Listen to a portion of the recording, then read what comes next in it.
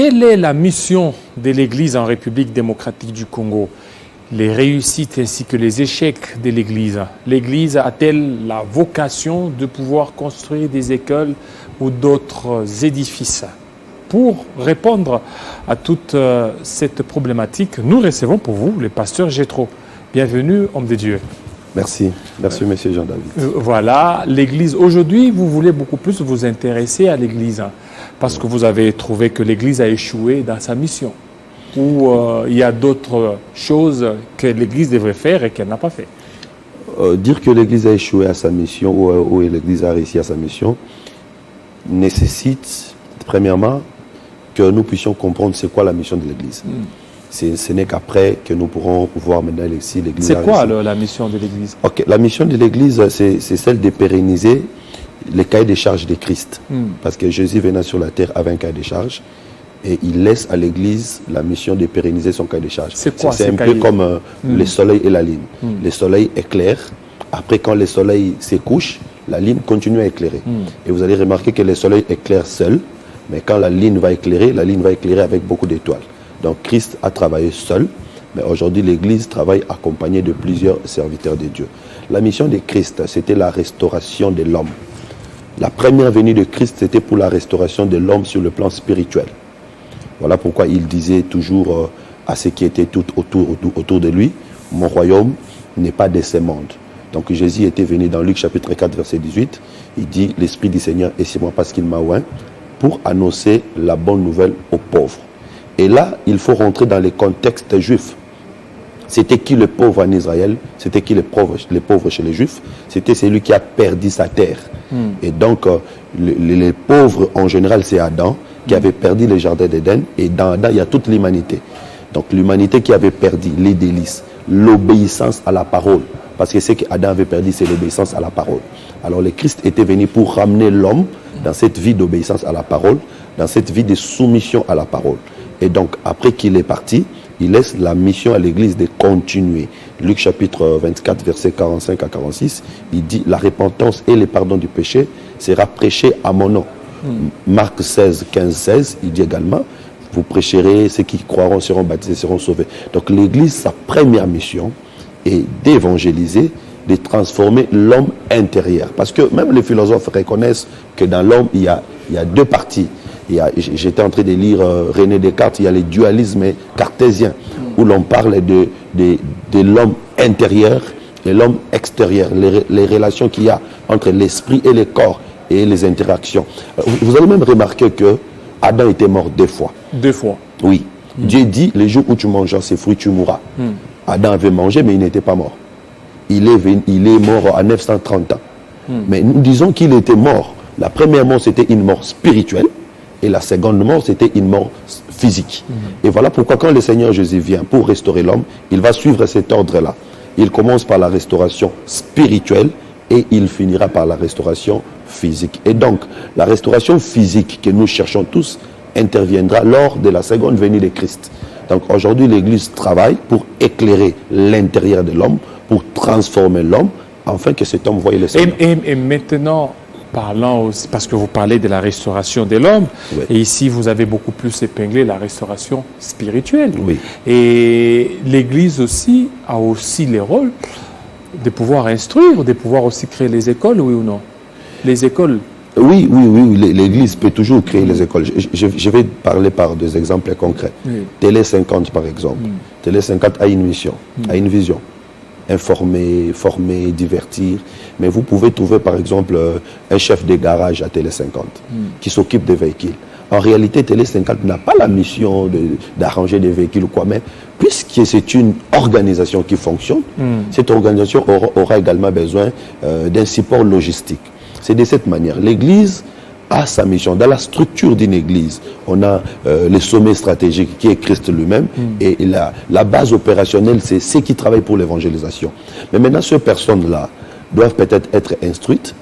Ces personnes-là peuvent tomber malades, ils auront besoin d'aller se faire soigner dans un hôpital. Ces personnes-là auront peut-être besoin de manger.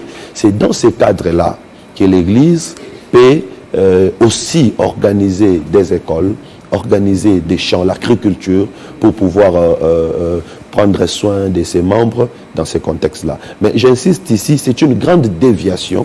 C'est une grande déviation, mettre en première ligne l'aspect physique. C'est ça même la déviation qu'il y a aujourd'hui. Les gens vont dans des églises pour trouver de l'argent. Les gens vont dans des églises pour trouver des emplois. Les gens vont dans des églises pour trouver des mariages. Alors qu'il y a plusieurs personnes qui travaillent qui ne sont même pas chrétiens. Donc, c'est une grande erreur de penser que la venue de Christ, c'était pour donner aux gens de l'argent, donner aux gens des emplois, et sans pour autant se préoccuper de l'intérieur de l'homme. Jésus, dans plusieurs des guérisons qu'il a opérées, commençait par dire « tes péchés te sont pardonnés ». Pourquoi, avant de guérir une personne, il dit « tes péchés te sont pardonnés ». C'est-à-dire que si le péché d'une personne n'est pas pardonné, tout ce qui suivra ne servira à rien. Donc la vision première d'une église, c'est de transformer l'homme. Et aujourd'hui, il y a parfois des choses des faux espoirs. Un pasteur qui dit « recevez de l'argent ». Et les fidèles disent « Amen ». Est-ce que cet Amen a sa place là-bas? Donc ça n'a pas sa place. C'est une fausse illusion. Comment ça est? Il y a même ce qu'on appelle miracle money. Miracle d'argent, ou recevez l'argent en poche, ou bien l'argent dans des téléphones. C'est de la machination. Si c'était vrai, ils n'ont qu'à aller pomper de l'argent dans notre banque centrale. Oui, mais en fait, ils se sont beaucoup plus appuyés sur Jésus. Lorsque Jésus a dit à Pierre d'aller à la rivière, dans la bouche d'un poisson. Voilà. Eh bien, les poissons avaient commencé par avaler l'argent. Les poissons ont commencé par avaler les deux pièces, et après Pierre a péché. Donc avaler les deux pièces ici, c'est travailler, gagner. On ne reçoit jamais l'argent par la parole d'un pasteur, mais c'est en travaillant. Donc, il y a comme ça des déviations. Alors, comment travailler? Mais c'est comme si la manière dont vous parlez, la restauration de l'homme, beaucoup plus de spirituel, vous ne mettez pas une emphase sur le travail. Les pasteurs ou les chrétiens doivent travailler pour avoir c'est de quoi manger, c'est de quoi se vêtir. C'est le second plan. C'est le second plan. C'est le second plan de la mission.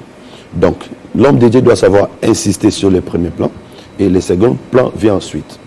Donc, celui qui vient à l'église reçoit un enseignement qui travaille son corps sur le plan holistique, totalement, qui commence par l'intérieur et finit par l'extérieur. C'est ça la procédure de Dieu. Et même Moïse, quand il a commencé par construire le tabernacle, Dieu lui a donné la formule. Vous allez remarquer dans Exode chapitre 25, Moïse a commencé la construction par les lieux très saints, finissant par les parvis. Donc il a commencé par l'intérieur pour finir à l'extérieur. Dieu commence par travailler l'homme de l'intérieur à l'extérieur. Supposons aujourd'hui que nous puissions créer des écoles, que nous formons des intellectuels, des politiciens, des économistes. Si ces hommes, si ces personnes ne sont pas travaillés intérieurement, ils ne nous produiront rien. Et c'est ce que nous subissons aujourd'hui. Donc si l'intérieur d'une personne est travaillé, et l'extérieur également produira. Donc nous ne nions pas que sur le plan physique, l'Église doit encourager les gens à travailler. Nous le faisons. Nous le faisons. D'ailleurs, nous avons toujours organisé des formations, nous avons toujours organisé des apprentissages, et même nous avons une vision d'agriculture. Nous le faisons toujours. Mais ce n'est pas ça notre mission première. Donc notre mission première, c'est de transformer l'intérieur des personnes. Et n'oubliez pas, nous sommes ici sur la terre en attendant le retour du Christ. Donc nous ne pouvons pas perdre de vue que nous sommes passagers. Nous allons un jour entrer... Est-ce que c'est vraiment une réussite de la mission de l'Église ici au Congo? D'abord, nous devons définir l'Église. L'Église du grec « ecclésia » qui veut dire « aller hors d'eux ». Nous avons deux sortes d'églises. Nous avons l'Église locale et l'Église corps du Christ, qui est une Église mystique. Donc l'Église locale, c'est ce que nous voyons, des personnes réunies dans un endroit, mais l'Église corps du Christ est spirituelle. C'est l'ensemble de tous les croyants. Et nous disons que l'Église corps ne peut jamais échouer, parce qu'à ce niveau, c'est Christ qui est en train de travailler. Et l'Église corps travaille dans le silence. C'est comme la construction du temple de Salomon, il y avait des étapes. La première étape, c'était la carrière, où on brisait des pierres, il y avait du bruit. La deuxième étape, c'était les temples. Donc une pierre à qui on a donné la forme, allait maintenant entrer dans les temples. Donc, dans la construction du temple, il n'y avait pas de bruit. Mais dans la carrière, il y avait de bruit. La carrière, c'est ça nos assemblées locales. il y a des scandales, il y a des problèmes, oui. Mais dans l'église corps, il n'y a pas de bruit parce que là, le Seigneur est en train de faire entrer ceux qui sont arrivés à la perfection. Alors, nous disons que l'église corps continue sa marche. Et l'église corps ne peut jamais être fermée. Même si on va obliger fermeture des assemblées, l'église corps ne saura jamais être fermée parce que c'est une église spirituelle. Maintenant, l'église locale. L'église locale a des réussites. Oui, l'église locale a des réussites. Aujourd'hui, on parle de Jésus presque partout.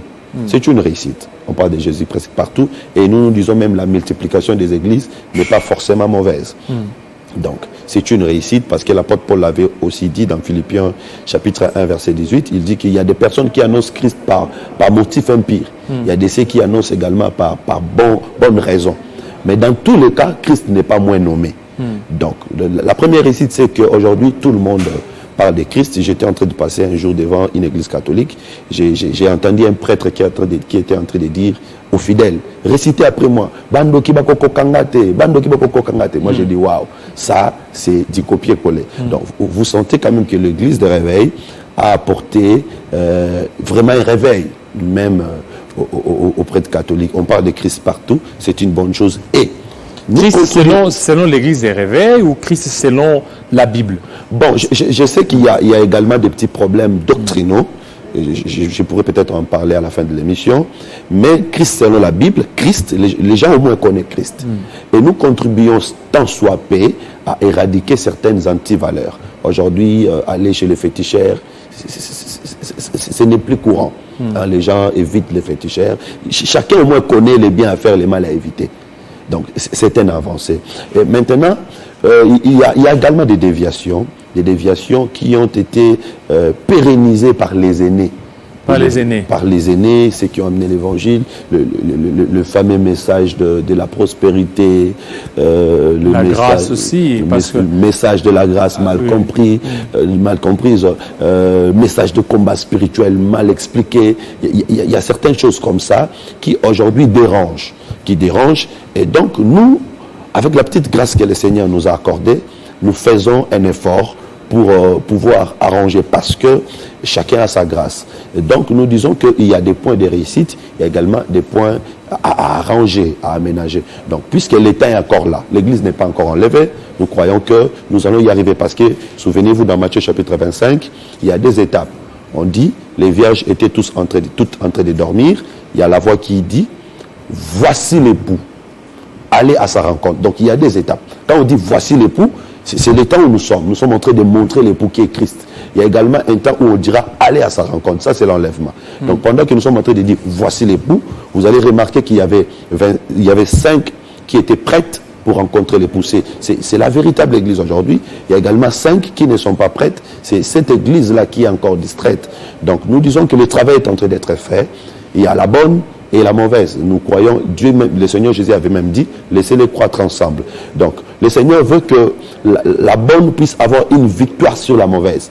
Le Seigneur n'avait pas voulu qu'on puisse arracher les mauvaises herbes. Il a dit, laissez-les croître ensemble, parce que sa stratégie est que la bonne église doit gagner, doit vaincre le mal. Et je crois que la véritable église finira par vaincre le mal parce qu'elle ne sera jamais corrompue par tout ce qui se passe aujourd'hui. Voilà, parce que vous parlez des échecs, entre autres, vous voyez beaucoup plus le message mal enseigné, des pratiques qui sont. Mais l'église en soi, l'église des réveils ou l'église indépendante, un certain temps, ce que vous aviez combattu dans les années passées, c'est ce qui est en train d'être fait aujourd'hui. Au niveau de l'accoutrement. Dans l'église des réveils ou dans des églises non catholiques, ils étaient contre l'accoutrement, des toges. Actuellement, ça commence à être beaucoup plus visible. C'est une déviation. C'est une déviation. Vous savez, il y a une différence. Peut-être que certaines personnes ne savent pas. Il y a une différence entre l'église des apôtres et l'église catholique. L'église catholique n'est pas l'église des apôtres. Donc, ce que nous sommes en train de faire aujourd'hui, c'est retourner à l'église des apôtres. Parce que c'est seulement quand tous les apôtres sont morts que l'église catholique a vu le jour, en 313 après Jésus. Et c'était avec des fins politiques. L'empereur Constantin voulait régner à travers l'église. Et donc, l'église catholique avait une vision, c'était créé par des hommes pour des fins politiques. Et après, il y a Luther qui est sorti de là. Et Luther sortant avait également gardé certaines choses des catholiques, dont on retrouvait pratiquement catholiques chez les protestants. Il y a les pentecôtistes qui sont sortis des protestants parce que c'était un peu froid, ils voulaient que ça soit un peu chaud. Et finalement, il y a les réveils qui est sorti. Alors, dans toutes ces organisations, la véritable Église doit sortir.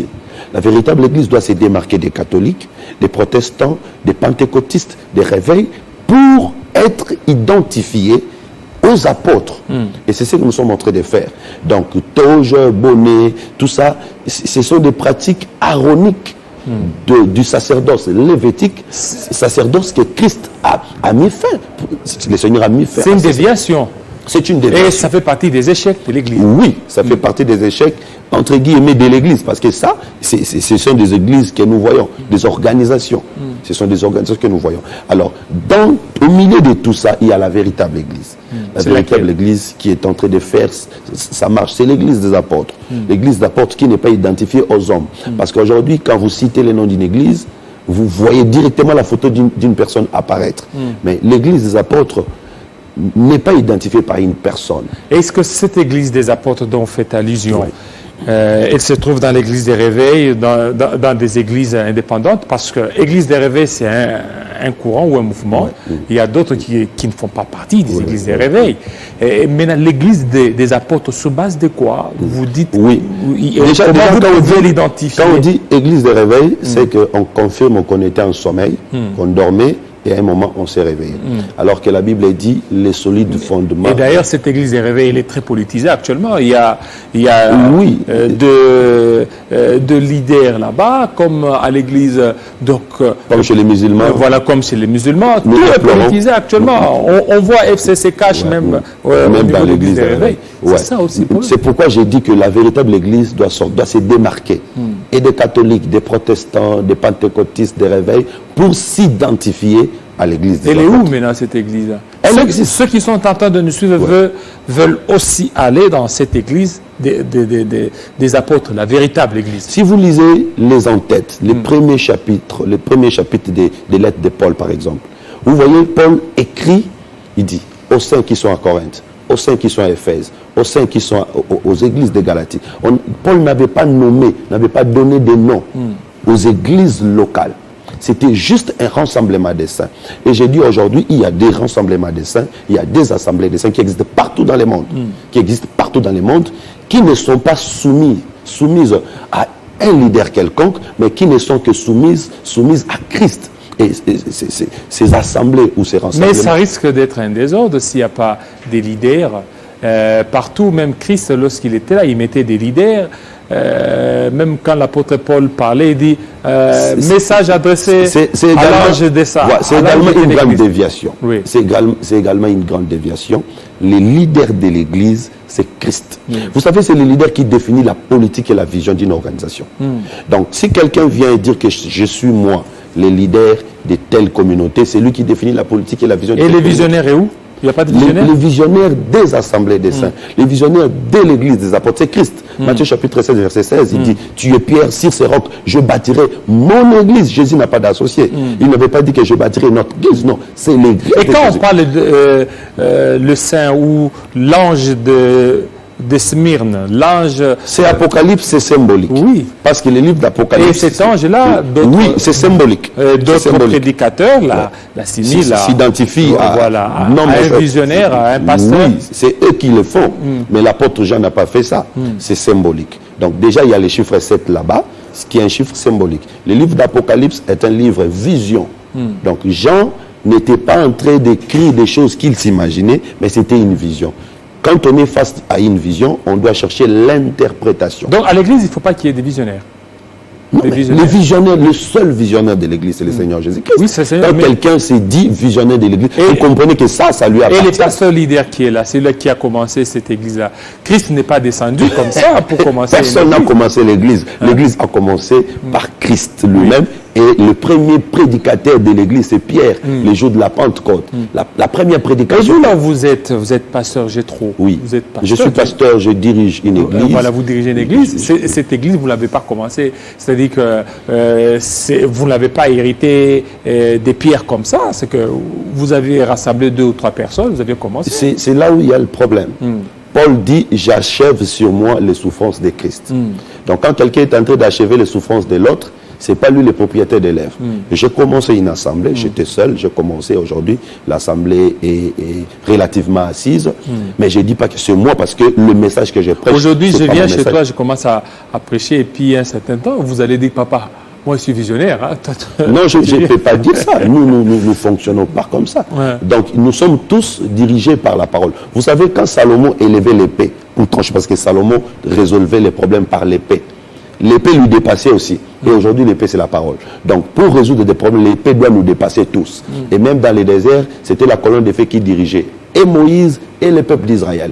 Aujourd'hui, la colonne de feu, c'est le Saint-Esprit qui dirige et le pasteur et le fidèle. C'est pourquoi aujourd'hui, nous assistons dans des scènes où les pasteurs engrossent une femme et d'autrui et on les laisse. Parce que c'est lui, c'est son histoire, c'est sa vision. Quand il meurt, il remplace son fils. On fait remplacer automatiquement son fils parce que c'est sa vision. Oui, mais c'est biblique. Les enfants de Dieu. Même Aaron, il y a eu... Nous ne sommes pas dans les sacerdoces aroniques. Voilà, c'est ça le problème. Les sacerdoces aroniques, c'était un sacerdoce. Mais nous sommes dans la familial. Bible. Nous sommes dans la Bible. Eh oui, effectivement. Et dans la Bible, nous n'allons pas prendre cette partie et puis rejeter l'autre. Bien sûr qu'il faut, Il nous a fait un royaume des sacrificateurs. Ça, c'est spirituel. Oui, effectivement. Ça, c'est spirituel. C'est que... Aujourd'hui, Et vous, si il faut prendre dans la famille, il faut prendre dans la famille spirituelle et non de la famille biologique. Tel que vous êtes là, vous aimeriez aussi qu'un de vos fils biologiques puisse emboîter vos pas. Bon, et s'il devenait pasteur, s'il devenait pasteur, gloire à Dieu. Effectivement. S'il devenait pasteur, C'est gloire à aussi Dieu, des ça ne veut espérances. pas dire qu'automatiquement il doit être mon remplaçant si je ne suis pas là. Non. S'il devenait pasteur, gloire à Dieu, il peut travailler là où je suis. C'est bien, il n'y a pas de problème. Et vous pouvez il même peut travailler ailleurs. le wendre puis l'établir. Non, mais il ne Chez faut vous pas aussi- qu'il y ait des fraudes. Chez vous aussi, vous parvenez aussi à wendre, à établir les pasteurs ou Bien sûr, c'est seulement les Saint-Esprit parce les que 5 vous- ministères, ah bon, les 5 ministères. les 5 ministères Donc- fonctionnent dans Donc l'église. chez vous, il n'y a pas de leader. Vous êtes tous égaux.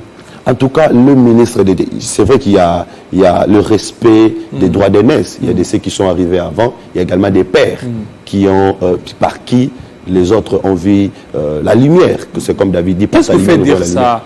Parce que peut-être vous n'êtes pas implanté presque sur... Nous sommes partout dans le monde. Et je vais dire, parmi les églises, C'est quoi votre... Assemblée des saints, nous sommes partout Les dans saints le des monde. derniers jours? Non, non, non. Assemblée des saints. Assemblée des saints.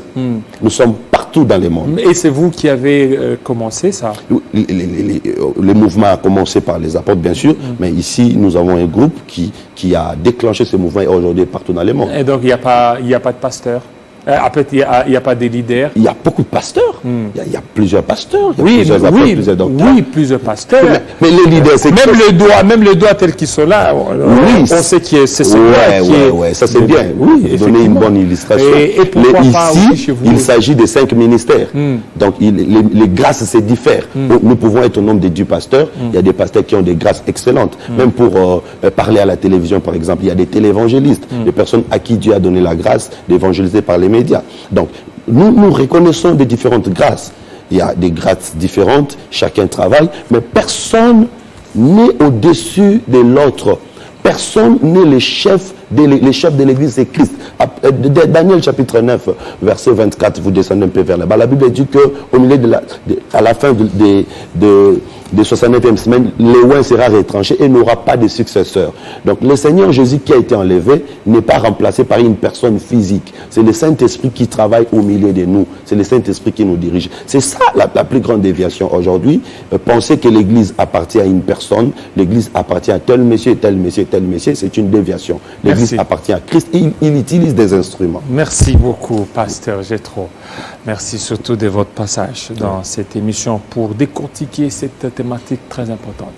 Ça n'est fini, fidèles téléspectateurs. Restez branchés sur nos antennes de Télé 50. À très bientôt.